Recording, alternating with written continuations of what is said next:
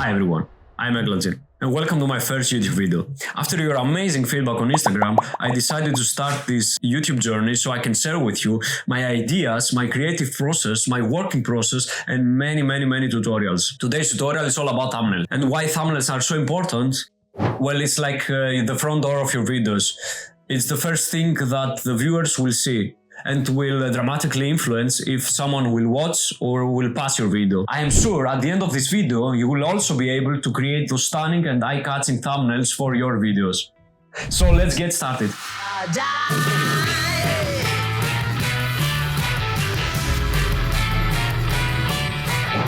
So here we are on Photoshop. Let's go ahead and copy those values. They are the recommended for YouTube thumbnails. Now let's go and open our file, then adjust the size so it fits well in the middle of the workspace. Once that is done, we will start with the selection part. You can use whatever tool you want, but I highly recommend using the pen tool. I found it to be the best because it gives us a really clean and precise selection. This is especially important for our tutorial, since later we'll be adding highlights. It takes a little bit more time, but it's the best result. When you are working with a pen tool, I will give you a tip. As you trace the selection, aim just slightly inside of the edges of the subject, not right on the edge. This technique ensures you avoid accidentally including parts of the background, keeping your subject crisp and clean. Now we will make a copy of the original background and mask out the subject. I have provided a link in the description, including those 6 backgrounds, so you can choose your favorite one to use on your photo. I decided to go with this background. Now let's make the background darker using the exposure adjustment. You can use maybe curves or levels. I decided to go with the exposure. Because I wanted to unify the color of the subject and the background for a more cohesive look, to achieve this I opened the camera raw filter. Here I can precisely adjust the hues, like transforming the blue tones on my shoulder to more teal bluish color. This subtle yet impactful change ensures the subject and the background complement each other perfectly. Now I will do the same for the background layer, but with another method, by adding a hue and saturation adjustment layer. We will target the cyans and make them a more bluish color so that it matches the subject. Next, I will focus on enhancing the background, especially the light areas. Do you remember the exposure layer that we used in the beginning to darken the photo? I will use that on our own advantage. By adding a mask to this layer, I can selectively remove the added darkness from the light areas. This is done by selecting the mask, then using the brush tool with black color to paint over those areas. The black paint on the mask effectively reveals the original brightness, bringing back the light in a controlled, visually appealing way. To enhance the photo's depth, I will be using the tilt-shift blur feature. This technique allows for a gradual application of blur, adding a sense of dimension to the image. I will be carefully adjust the blur so that it's minimal at the front and progressively increases towards the back. This creates an illusion of distance, making the element in the foreground stand out and the background softly fades. So let's say that we are creating a before and after thumbnail. For this, I will be using 2 photos from my previous project. Those 2 will be positioned on opposite sides to create a visual narrative. The original photo goes on one side, the edited one on the other, and I, as the subject, will be placed in the middle.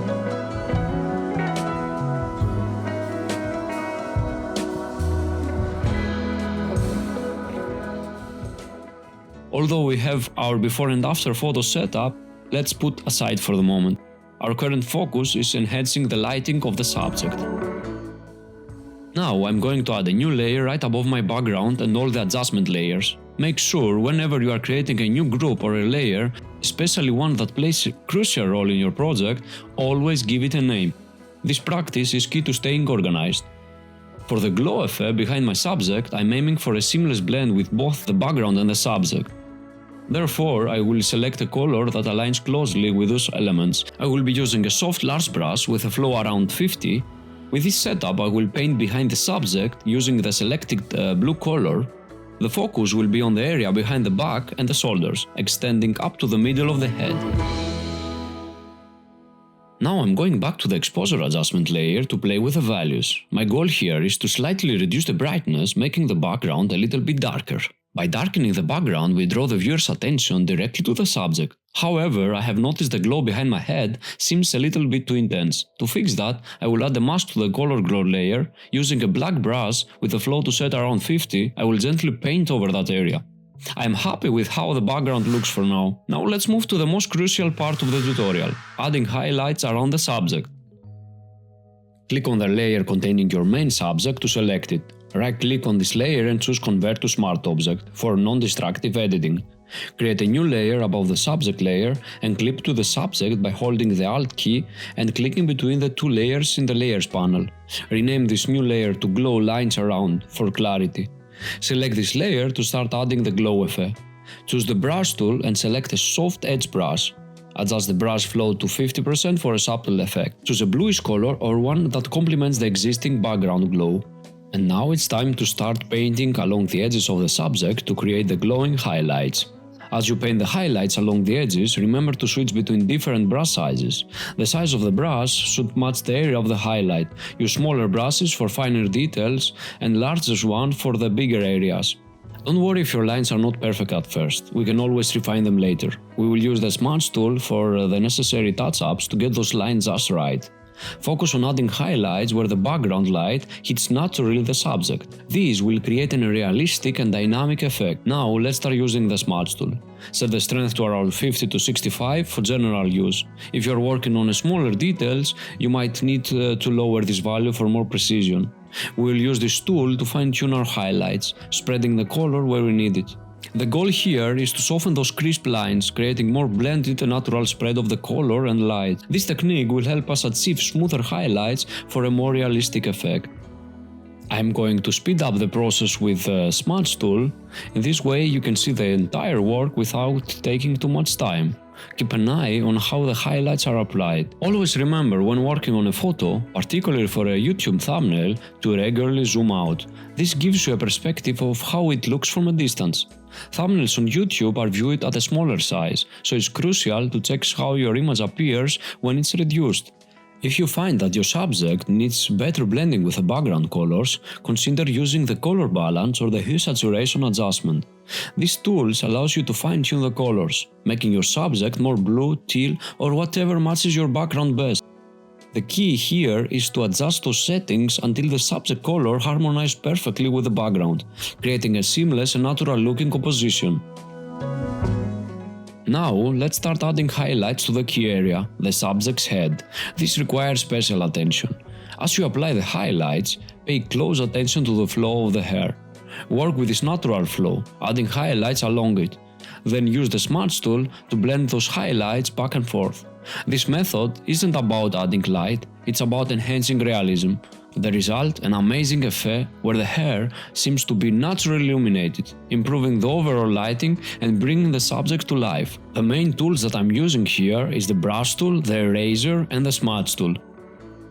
After spending some time carefully adding and refining the highlights on both the head and the body, I'm happy to say that our subject now looks vibrant and well integrated with the background. Now let's add some magic to our background. First, I will add a particle image layer and change its blending mode to screen.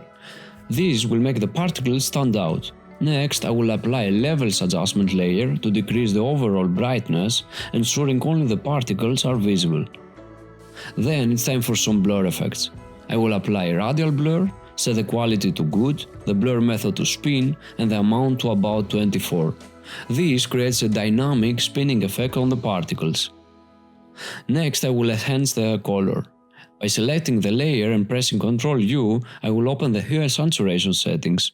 Here I will change the color to blue and add some saturation and vibrancy. To intensify the effect, I will duplicate the particle layer with the spin blur. Then I will add the original particle photo again, set its blending mode to screen and apply another hue and saturation adjustment, making it blue. But this time, instead of spin blur, I will use a Gaussian blur with a small amount. I will then add a mask to this layer, painting black to remove unwanted parts. For the final touch, I will overlay an abstract grunge light background, set its blending mode to screen, scale it up and adjust its hue and saturation for the perfect color. After that, I will add the mask and paint out the parts that I don't want, ensuring everything blends seamlessly. Let's return to the before and after photos we imported at the beginning. I will place the before photo on one side. To make it stand out, I will add an outer stroke of 2 pixels and set it to the outside position. Next, I will apply an outer glow effect. For this, I will set the blending mode to screen, the opacity to 53, and choose a blue color to match our background. The size of the blur effect it will be set at 125, ensuring the photo integrates well with the overall theme of our thumbnail. Once you are happy with the settings, click OK. Now let's add the after photo. To maintain consistency, I will simply copy and paste the effect for the before photo to the after photo. This ensures both photos have the same visual impact. Next, I will position these photos in a way that looks good for now, so I can work on the text. In our thumbnail, we will keep the text straightforward, before on one side and after on the other side. This clearer message sets the right expectations for the video. I'm currently fine-tuning the placement of the text alongside the photos to achieve the best visual balance. For our font, we will use Beva's Noise Bold, sized up for clarity and visibility. Now let's make our text really stand out. I will open the blending options and add a color overlay.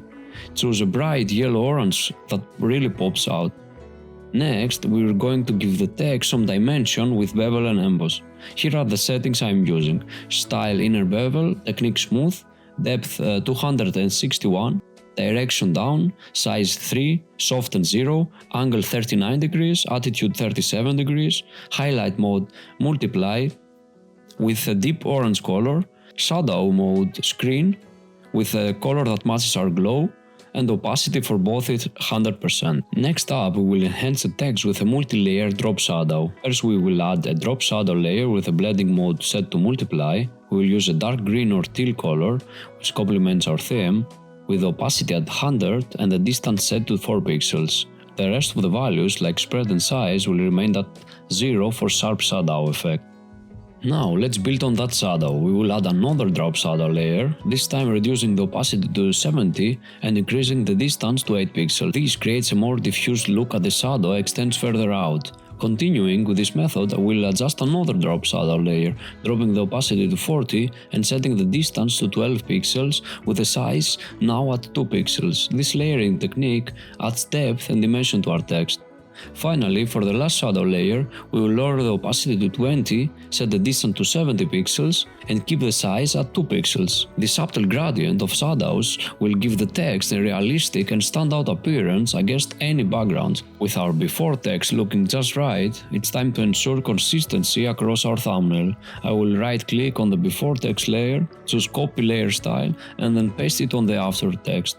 This way, we transfer all the effects we just created directly to the after text. Now that all the elements are placed and edited, feel free to play around with their position to see what looks best. For this tutorial, I will place the text at the bottom to allow the photos to take central stage.